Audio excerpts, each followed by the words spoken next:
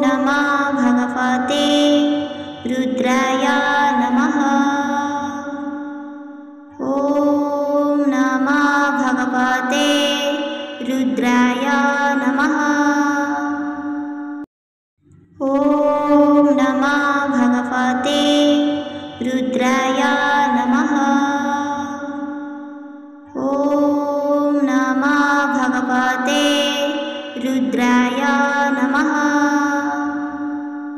ॐ नमः भगवते रुद्राय नमः। ॐ नमः भगवते रुद्राय नमः। ॐ नमः भगवते रुद्राय नमः। ॐ नमः भगवते रुद्राय नमः। ॐ नमः भगवते रुद्राय नमः। ॐ नमः भगवते रुद्राय नमः।